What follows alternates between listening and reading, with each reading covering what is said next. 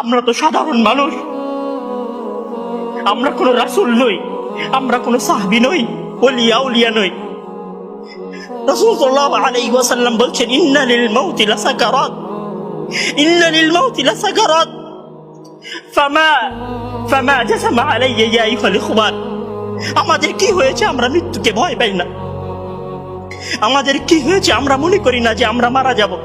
পৃথিবীর সর্বশ্রেষ্ঠ মানুষ, সর্বশ্রেষ্ঠ রাসূল দুনিয়া থেকে বিদায় নিলেন, তার সাহাবীদেরকে ছেড়ে তিনি দুনিয়া থেকে চলে গেলেন, ওপারের জগতে পাড়ি জমালেন।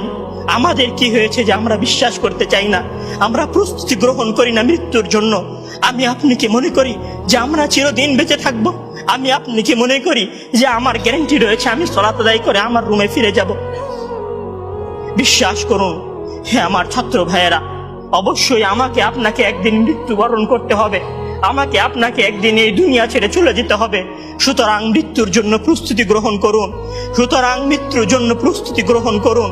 সেই দিন আসার পূর্বে, যেই দিন মৃত্যু আপনার দরবারে উপস্থিত হবে এবং মহান আল্লাহ তাআলাকে আপনি বলবেন, ইয়া আল্লাহ, আমাকে স্বল্প একটু সময় দিন, আমাকে স্বল্প একটু সময় দিন, আমি ফিরে যাই এবং কিছু নেক আমল করে আসি। কাল্লা ইন্নাহা কালিমাতুন ওয়া কাইলুহা।